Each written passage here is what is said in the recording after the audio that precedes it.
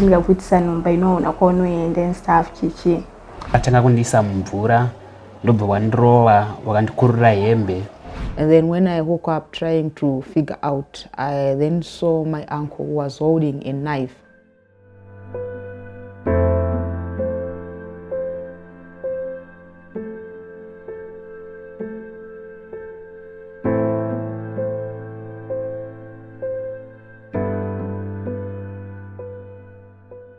It was during the night. So what happened is that my parents attended a funeral, Kumusha. So I was left home with my cousins and my uncle. So it was during the night when I heard some footsteps at the corridor. And then when I woke up trying to figure out, I then saw my uncle who was holding a knife. And then when I tried to ask my uncle what was going on, he closed my mouth. And after that, after closing my mouth, he then raped me and then threatened me not to tell anyone about the incident. During that time, I was 11 years old. So when my parents, who are my grandparents, who I was staying with during that time, when they come in the morning, I then told them what had happened at the night. And they said, you should not tell anyone because it's not possible for us to go and report your uncle. And then I kept quiet, but the incident kept on affecting me as my concentration at school was affected and my relationship with others was also affected. Then later on, I then find the courage to talk to one of my teachers about what happened, about the incident. And then that's when I got help. I was referred to adult rep clinic where I was assisted with some counseling sessions.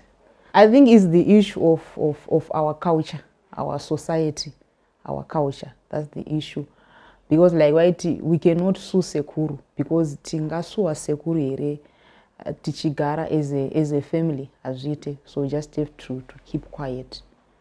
And the fact ekuti, you know, sometimes it's hard. If you're a child, then you grow up. They were not my parents, they were late. So there's someone who got now, they don't care. What happens. I didn't understand a lot, but then it affected me because like now I have some scars. Bangero gatondi cheka somewhere.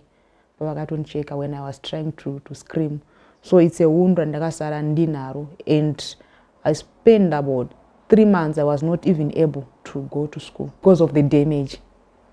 I was not even able to go back to school. It was then later. And zvakandi affecta ndakatanga kutodzikira kuchikoro kwachona because I wasn't concentrating. I started to sleep. Nditombofenda kuchikoro ndichirara ndichidi and being at that same environment zvakaita fear ndandangotya ngonzwa kanhu ka movement or chinjangoti shwa ka movement kadi kangoitika zvakaita nditange kuva ne fear yakanyanyisa mandiri. I'm now 24. Yes, I have forgiven them for the uncle vakazofa at a time from that period. And then he was involved in a car accident. And then some other relatives, some of them they are late and because it takes me time. So after time, it was a process, it was a journey. But and then especially per confidence. Zvakandi affecta zvakanyanyisa because I was too quiet, too quiet. Most of the time I would spend my time indoors, friendship, even relationships I didn't want. Ndakatonda to extend kuti ndaitombovenga vakomana. Nyaya yeculture is something chino contributor zvakanyanyisa. What then I've noticed is kunzi wa abuse kwa kunzi wa rape, especially in some families, is something chekuti zvisinga gamuchirike zvakanyanya. It's a taboo, especially to the girl child. like kuti instead yekuti vanhu vamire newe, you are the one to be blamed, you are the one to be shattered, you are the one anonyararidzwa. We cannot report sekuru because sekuru anocontributor, because sekuru yahama hatikwanisi kuita sei, hatikwanisi kuvasungisa.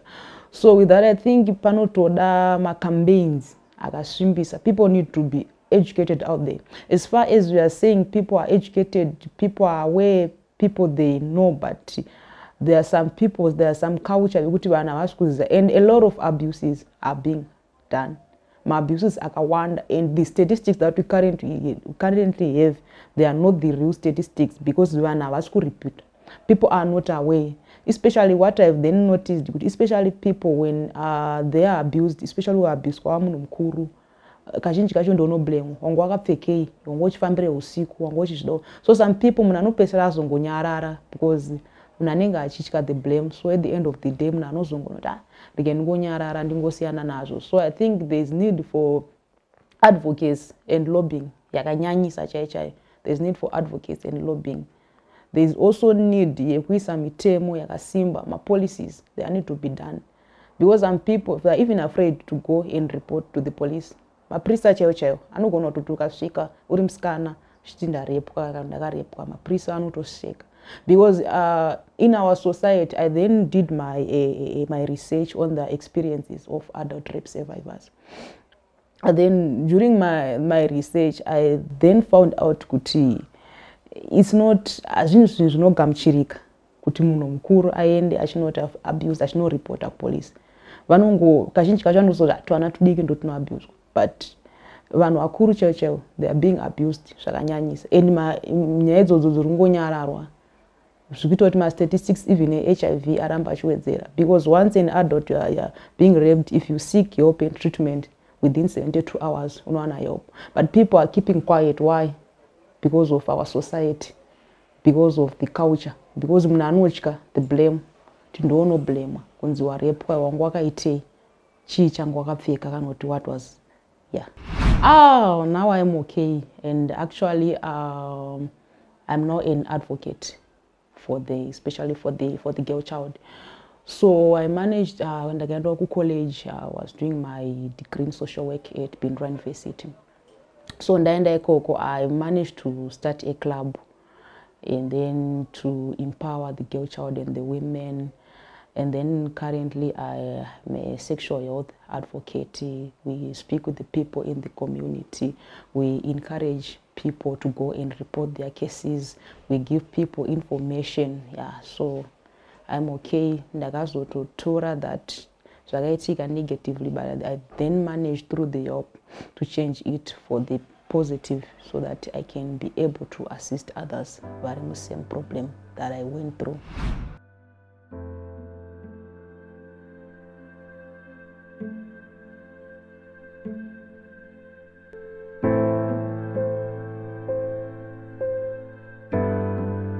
Like zvakaitika, that was in February this year. I think it was 12th of February, yeah. I got this other friend of mine, and I'm 30 years. We used to play like back then, Tagwirei and my besties, you know. But my parents used to complain kuti iwo unozotamba nemunhu wechikomana and stuff. Tiwo vazotongozvigamuchira kuti ndo zviripo because zvekutamba nevasikana ndaisazvifarira nenyaya yezvanga zvakamboitika. Zvapera kudaro last year muna February, muna June, yeah. Mukomana akazoundudzwa kuti ano prudence ndokuda chiakwadmire some of the dressings ndaimona ndinaye and stuff zvakangosiyana siyana. So from there takafutangoregedza kunyatsotaura like we used to do, togara kudhuze nekudhuze zvangu zvimwe zviya zvoti ndeipi tichingodarika tichienda, but back then taichitomboshanyirana. So pakazoitika February this year akazondifonera achiti ano ndarwara uyo ndione. Since ndaingomutora sehanzvadzi yangu ndakangoti arega ndiende, though akataura zvaakataura, but I think zvaita sei zvakapera because ndaisamuda hangu.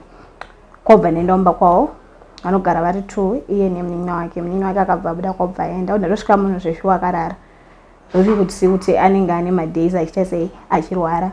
Ini musi achinayo ndaibva kubasa so ndatotenga mafruits chicha degree best wangu kobva ndatomutisa kauda udyei kobva nza kobva ndatomubikira chikafu kobva ndatomudyisa zvoti munhu wandikatobhelievha kuti munhu ari kurwara zveshuwa kobva zonti ndoda kuenda kutoilet saka I think ndoda kubatsirwa kusumoka kobva ndatomubvisa pamubhedha kobva ndatofamba naye kobva ndati toilet ndakukwanisa kusvika ndega ini kobva ndachidzokera ndichiti ndinogadzira murumu make manga akarara ndopaakabva akiya madoors like imba yavo ine 3 rooms kobva akiya rekudining rinobuda kuenda panze neremuspare market then ndikazvishaura kuti munhu ari kukiya madhoo chichiri kuitika and by that time ndasara treat room kobva ndatomubvunza kuti kokukiya madhoo enda wasvikanzi I was just pretending kuti ndikurwara because wangu wakundafuita so I think ndikazviforsa pauri unogona ita sei kundida because chandiri kungonyanya kuda ndichoti ndikakuitisa nhumba inoona kwaunoenda and stuff chichi then takabvita tanga kunetsana achimbondidonedza omboita kakundwa zvoti munhu uyo akazengane hasha dzakanyanya zvekuti akazosucceed ake pane zvimwe but kuzondirepa haana because akazokwanisa kundibvisa musachinaona ndakapfeka trousers netop ndine chiponcho since kwaitonhora kobva andibvisa trousers rangu pant netaiti anozokwanisa kubvisa because pazvinhu zvanandauya nazvo ndichibva kubasa nani mapanga nandinawo anandanzi namama nditenge ndichibva kubasa ndora ndakazoshandisa ndikamuzoti ukangondirepa chete rokarara neni tisina kuwirirana ndikukubaya kobva tura bhandi akandirova kobva ndiruma kumusana kobva azondivhurira dhoo ndakuda kubuda futi kobva iwe wati kundibaya so I think kuti ndiri kufanira kungoti ndiite zvandiri kufanira kuita then undofa zvangu zvitori nani because ndakabvira kudhara ndichikuda and likes ndopa ndakazongokwanisa wandoziva kuti ndakabuda sei kumba kwachona. I think that's the story. By that time I don't wanna lie, ne relationship yandaive nemunhu wakayo yanga inandichiri mushoko and it's very unfortunate nguva yandikasvika kumba ndichiti munhu andoda kutanga kuudza ndimama ka she wasn't there ndaive ndega so zvandakangoita kuzvivharira dhoo kobva ndarara ndazochimuka ndopa ndikatanga kunzwa mapains semunhu akanga aita sei andirova ndakuchinyatsotanga kuimagina zvese zvanga zvaitika then ipapo zvekumuripotera ndanga ndisina brain idzodzo handidi kunyera and handina kuzomboripota from there because iye ndakazomusendera message out of anger ndikamuzoti ndoda unokuripotera wandikuwadza waita sei ndakura sexual harassment right akanditi zvonizvo manje uchambofa wakandiona and from there till now handina kuzombomuonawo aigara nemaparents ake iye aive best kuSouth Africa taitaura paanouya like kumaholidays nepafoni because hatatone 5 years tichisivana paaiuyawo nekuita sei ndo pataingotaura tichitowirirana zvoti zvinhu zvandaisambofunza kuti anga zviti because ndaitoziva musikana wake aiziva mukomana wangu zvakambondiomera at my first days saka it's like kuti ndandiri voluntary work weaki ndiri sexual youth advocate so the thing was like munhu andikatanga kuudza mama wangu ndisandavaudza because mama vakambenge vachicomplain about the relationship ndazochigara ndakuimagina ndaonangogara kuti mama vanogona ita sei kuzondiblema futi kuti iwe ndakambokuudza kuti munhu wako uri kutamba nayo hazviite sei hazviite so I just keep it myself then kobva ndachiudza one of my supervisor like pachiita voluntary work ndiye munhu andikatanga kuudza obva nditano do you think kuti une pawakakuvara or anything then I just take it slightly kuti at least anoita sei anondirepa and I was grateful kuti hapana zvakaitika I don't wanna lie but ndakazoti as time goes on pana ndakarumwa ndo pandainyanzwa pain and kurara sometimes ndaita nightmares like ndaiti ndikangofara masonde ndangotanga kuona imagination yake semunhu wandaispenda much time ndinaye ka ndaingo ndikabata gallery yangu ndikaona mapictures ake zvaidzoka ti ndatozoona kuti ndogona kuti I'm okay but ndisiri ndo pandakazouya kuaki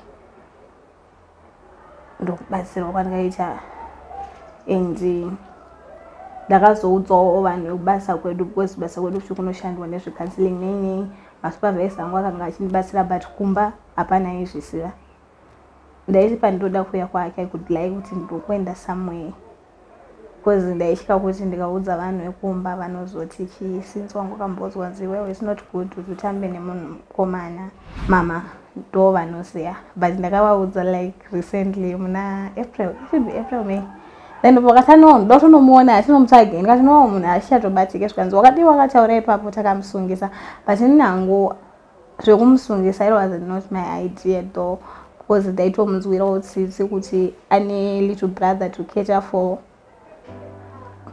nguva yandikazenge ndakufunga kuti ndogona kumusungisa ndogona ndikasay it was too late.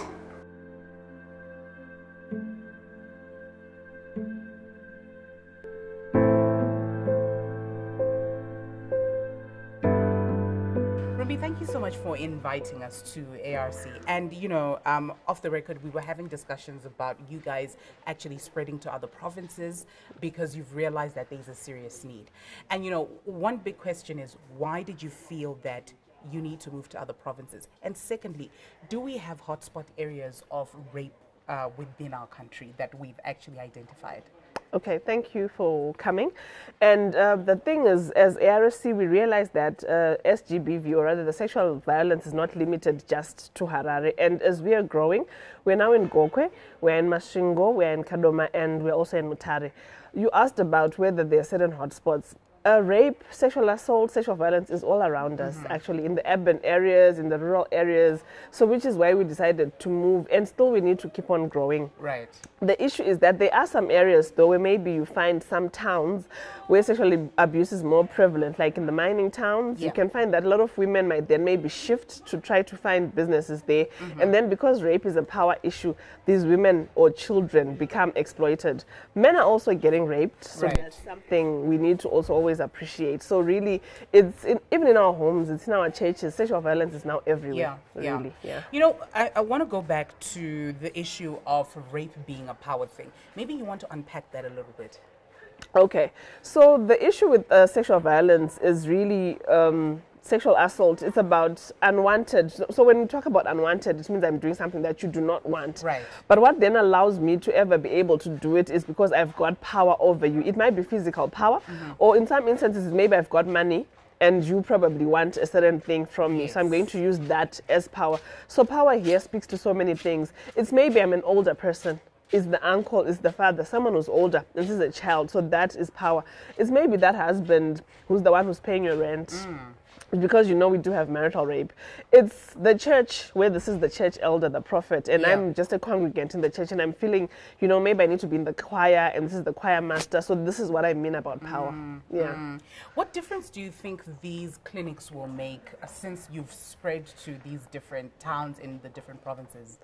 I think these clinics will help to raise not only awareness, but also to provide the service. Because when in Gokwe, we're in Gokwe South, and then we always talk about #72, whereby we're asking people to report to the nearest clinic. So once we spread awareness, we then want people to say, okay, so I'm in Gokwe. For them to come to this clinic, it will take maybe 2 or 3 days. But if we go to Gokwe, that means we increase access in the time that we want people to report, because rape is a medical emergency, and we would want people to report as soon as possible. So the same for Mutare, the same for Nemanwa in Masvingo, where we're thinking, if you're down there in Nemanwa, you do have a clinic that is nearest to where you stay. And you know, just linking it back, civil society's role has obviously played you know, a very critical, or it has contributed critically within SGBV, fighting against SGBV. How far have we come as a country, especially when we're looking at our policymakers and the government, in terms of actually looking at these issues and saying it's important that people have access to sexual and reproductive health services and help if they are going to be raped? I think the government is trying. I know there are laws in our country that govern to say, you know what, a child under 12, if you have any sexual encounter with them, that becomes rape. We've got sections, we've got different laws. And recently we even have the shift of the age of sexual consent from 16 to 18. So it's issues like that whereby they're probably then acknowledging that, you know, at 16, maybe this person was too young, but I know there are issues around that age anyway. Then issues of access, we've been allowed in these spaces as CS was we work together with the Ministry of Health, we work with the Ministry of Women, we work with a lot of ministries who understand and appreciate the fact that this work is important. Survivors need somewhere to go. Women, girls, men, they need the service. Then we've got the government hospitals themselves who actually know that they allow us, like we're at Pari as we speak, so we are working within a government institution. Which means support. They understand and they support this, and even with all the programs that we're doing, we're getting support. And then there's also at other levels, you're talking about policy, and we've got the schools that are now teaching comprehensive sexuality education. We want our children to learn about this at a young age.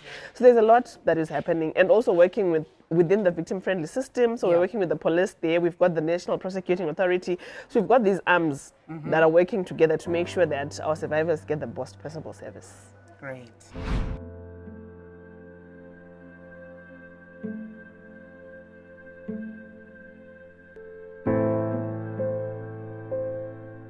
Ndezvakaitika musi wa 27 June 2008 kumba kwedu kwandinogara.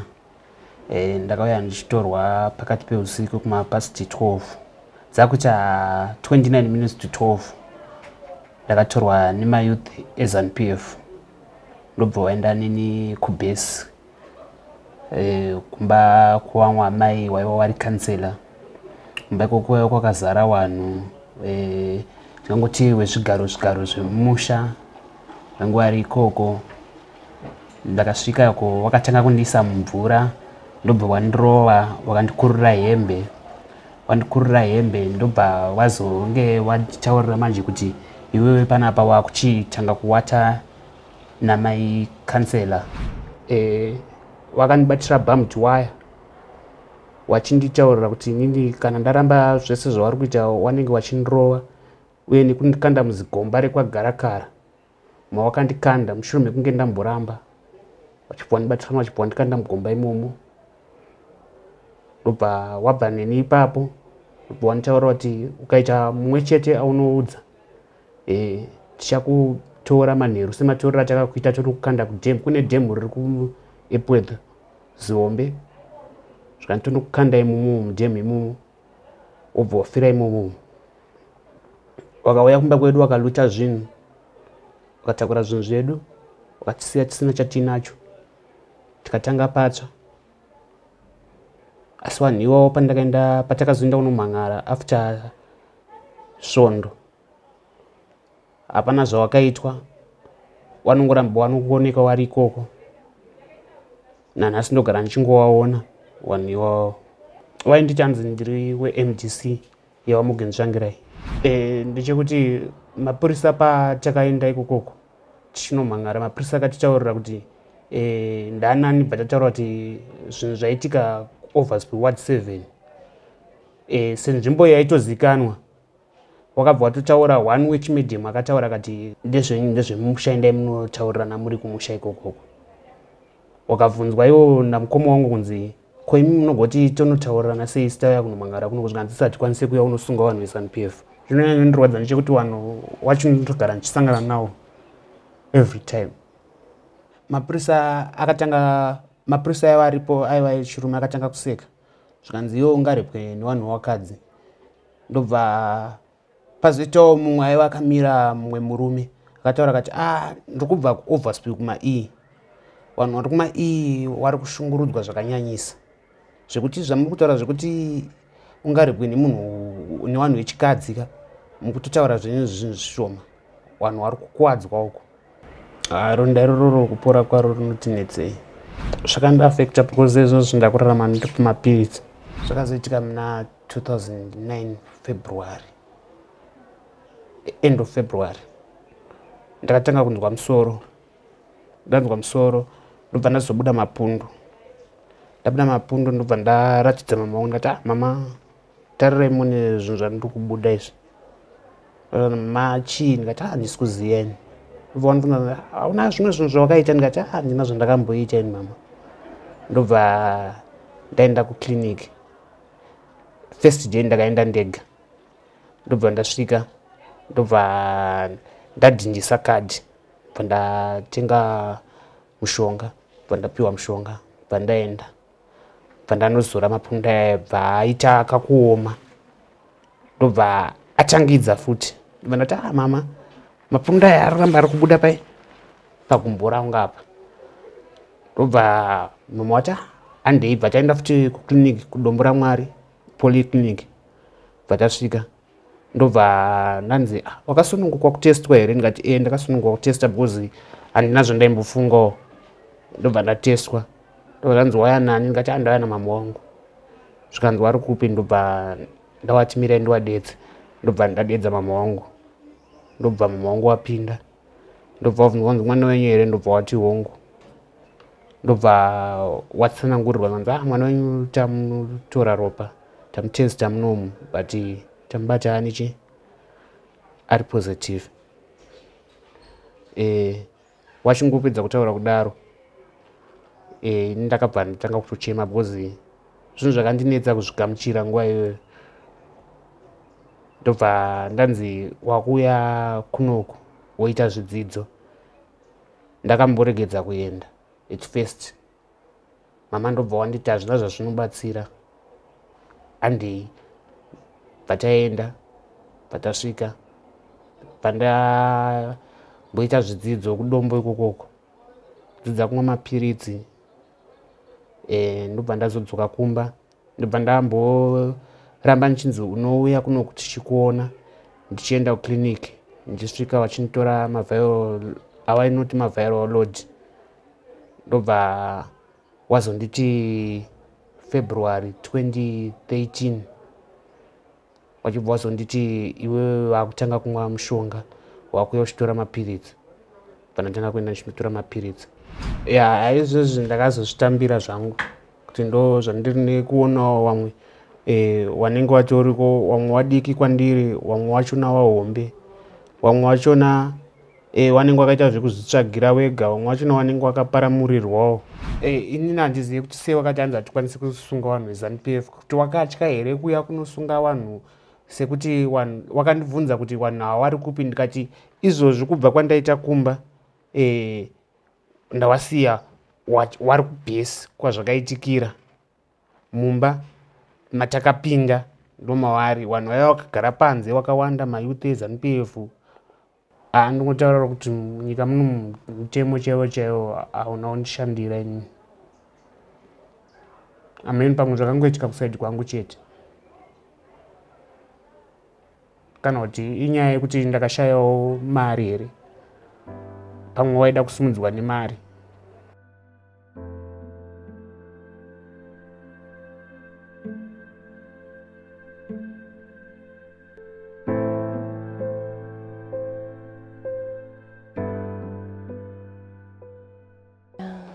It was yanga last year na January.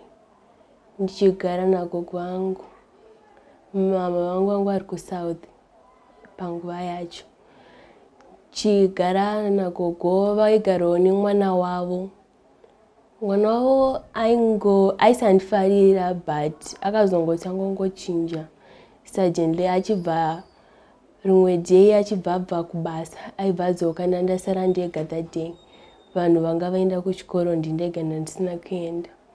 Achibva uya achibva andivharira door mubedroom mamama vake. Achibva aitawo zvaikwanisa, then achibva aenda achibva andithreatena kuti ndisataure ndisawane kana wandinowana. Patime yacho anga ane 22. Achibva ati usataure ukangotaurawo ndobva ndakudzingai pamba panoti pamba pamai vangu maminoti munogara ipi. So ndakangoonawo sezvinhu zviri okay chanangozoraita handina kutaura panguva yacho. But nekufamba kwenguva ndakazongotangawo kurwara. Popa ndikazobvunzwa chii chakaitika imba ndavaudza havanawo kundibhilivha panguva yacho. Chibva mama wangu ndiyakazondibatsira chibva tauya kunoku kweRC tabva kupolisi. Chibva tauya kunoku ndichibva ndabatsirwa chibva ndaiswa macounseling zvanhu zvaanani. Chibva ndabva iko kwataigara nagogo chibva tabva chibva titanga kugara kumwe namama. Ipapo vakabva vatodzoka. tagara ndakutoona zvinhu zvakuchinja ndakutofila zvinhu zvakuraiti zvakaitika zvo but kunoku ndakasapozwa kuti pane second chance. Then mama vangu vachibva vati kuramba ndakagara futi hapana zvo zvinobatsira gandidzokere ndokutsvagirai munhu wekusara naye nekuti kwatikaenda nogara kwangu tina hama takaenda nogara kwedu tega. Chibva tatsvagirwa musikana wekusara naye mafirst days angazoripo but akazondibvunza kuti kwewewe mapo ndaibuda kumba ndichiya kunoku kumasupport groups kwaunongochienda unoitei musikana watikasiyiwa naye. Ndichibva ndamuexplainira kuti zvakaitika so but mama wangu wangombonditi ndisaudze vanhu ndingozvichengeta. Munhu akandibvunza ndongoti ndakangojoiniswa nefriend. Chibva ndamuudza iye achibva ati chibva anyarara. At that time achibva azotanga kuti saka iwewe uri kuti chii chichazoitika muupenyu hwako, ucharoorwa nani? Hakuna munhu anoroorwa kana asiri virgin so chandati mhino ndongogara ndakadaro. Zvikanzi achibva azouya akabva atizira achibva indonogara pamwe pamba. Achibva ati murume wangu ati zvinoita kuti ninewe tigare tese inini ndite mukadzi wake wechitu. Chandati aiwa zviita nditi mimi ndimi mukadzi wake.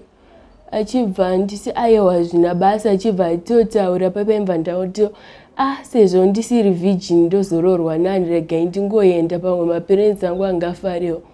Chibva ndaenda ndakutopota ndichienda kunovaona kumba kwavo. No, handina wandikaudza. Saka iwo waigara na maid ye? Na maid ye nemabrothers angu. No, vese vadiki kwandiri ndiyana ndiri mwana mombe. Handina kuenda nogara ikoko. Ndaigara kumba but ndaienda ndichinovaona. Murume wacho obva arara neni ndobva ndadzokera kumba. Iye mukadzi wacho aibuda oenda unogara panze kana kusiya kiadho obva aenda. Chibva tagara muna November ndopa mukadzi wacho achibva changoti iwewe handichakunzwisise zvamakuita nemurume wangu, hatichawirirane, muchandipesanisa imba yangu. Chibva ndangoti hameno. Chibva ndaregedza kuenda kumba kwake. Chibva ndochienda hangu kumba kwemunin'ina mama wangu. Panguva yacho ndakabva ndamira kuenda kumaperiods. Chibva ndaregedza kuenda ndakugara kumba kwedu. Then muna January ndopandikanotiisa kuti handisi kuenda kumaperiods ndakanga ndakuselecta chikafu. Popa handina wandikaudza. Then kubva ndazvichengeta kusvika December naMay. Ipapo ndakutoziva ndine nhumbu but handina wandikaudza. Ndakazvichengeta mama wangu ndaiavoida kuti kusvika ndazoudza apostle vekuchechi vachibva vangoti ndizvichengete kusvika mama wangu vabatsirwa. Vanga vainewo nhumbu. Pavakabatsirwa tichibva tafela case. Murume wacho achibva anzi aende kujeri. But hameno chichakangoitika nyaya chakazongonyararwa. Seye zvakaitika pane ye last year futi akazongonyararwa zvikazokupero zvakadaro. Patakaenda akabatsika zvenguva iyoyo but patikaenda kucourt first day hatina kutombopinda mukati. Inini namainini wangu takabva tashonzi tidzokere. Iye achibva asare koko anozombodzokeera mujeri. Akangoenda 48 hours. ARC zvikundibatsira zvazvo but sometimes ndongofunga kuti hangu give up. Zvinorwadza. Ndaifungawo kuti pamwe ndiri kubatsirwa but nekufamba kwenguva unonoti nongochitongorisika life. Sometimes ndinoblamwa. Mama vangu vanenge vachindisapota ndobuda kunze. Vanhu vanoti kuda kwako, iye munhu wacho akuti kuda kwako waimbobvumirei. Musikana webasa wacho handinotozombobvira ndamuona patikatanga kuenda kucourt. Murume wacho pakati haana kuenda court akanditi uya tigare tese ndochengeta mwana mama achibva nditi ukabvuma ukaenda amena ako ndezvako ndionoziva life yako nchibva ndaregedza kuenda iye achibva nditi alright ndokutengera preparation uri kumba kwenyu ikoko ndokupa mari yekunyoresa ndandatonyoreswa kare namama angu bva ndati ndipei mari yacho vachibva vazonditi aiwa ndazofunga ndokupa mari yei iwe waida kuti ndiende kujeri havana kutozombobvera vataura neniwo kubva ipapo kana preparation hapana chavakambobbatsira kutenga pamwe pacho unenge uchifara but kutaura kwevanhu mashoko evanhu anoita kuti zvinhu zviite complicated life yacho haitizonakidze kurarama wakufunga kuti saka zvakatoitika unenge uchiti zvakaitika but hazvina basa wozona late lift kuti vanhu zvavari kutaura zvinongoramba zvichinditeera kusvika upenyu hwangu hwese zvinenge zvichitongonditeera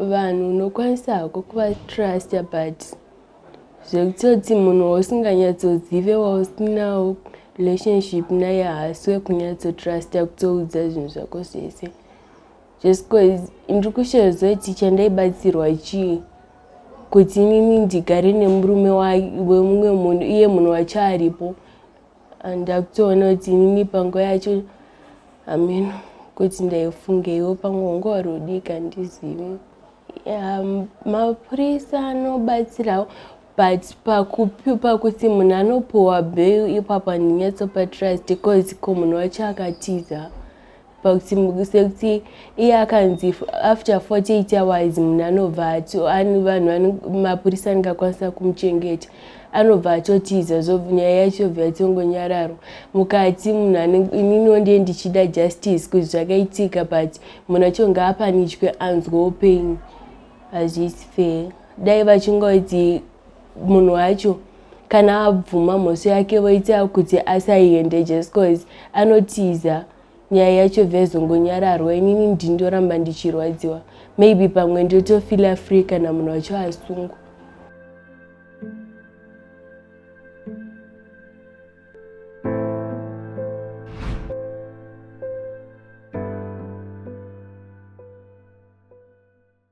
Hi, this is our examination room and it also doubles up as our mini lab.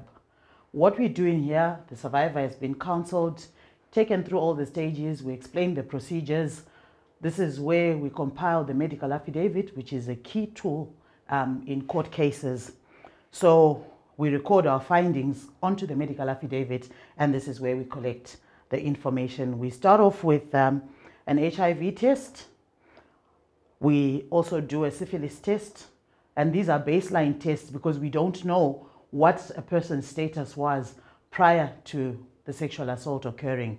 And when we see them in 3 months' time, we redo those tests, and that's a way to help us determine if this HIV, assuming they seroconvert, if this was a result of the said sexual assault.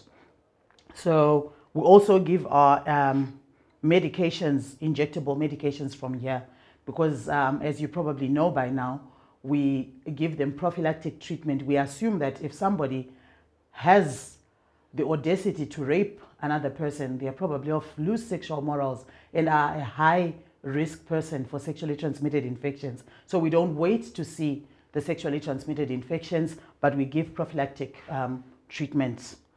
That's a whole other story. But when we're done with our investigations, the HIV test, the syphilis test, and the pregnancy test as well, we bring our survivor to the couch here. Examination, we dress them up in a gown and explain the procedure again, get them to lie down. It's quite uncomfortable, especially for somebody that's been sexually assaulted, but we try as much as possible, which is why we have screens here to ensure their comfort. We use a colposcope, which is a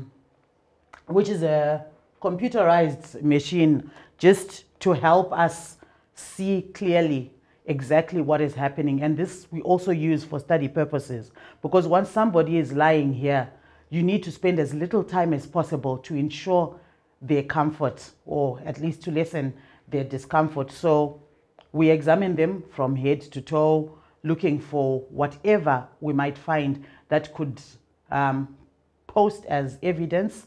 It's not our job to find evidence as such, but it is our job to report every single thing that we note on a person's body after a report of sexual assault. So once we do the head-to-toe examination, we go into the genital examination, which is very specific. In cases where somebody has reported early, we use a rape kit to collect vaginal fluids and all sorts of bodily material for forensic examination. We also then inspect the genital areas for any anomalies that could point to the story that they will have reported. Again, all of this is recorded with consent from the survivor on our screen, and before we compile the medical affidavit, after we're done with the survivor, we make sure we go through this recording and make sure we know exactly what we are seeing. If one is somehow unsure of what their findings are, instead of having a conference while this survivor is exposed, you would rather have a conference after the survivor has gone and just deal with the screen. So once we collect all of our information, we document it on the medical affidavit. We do explain to our survivors what we will have seen. It's part of therapy because they need to have their anxieties allayed, but we do it in the most compassionate possible way. That's as much as we're doing here.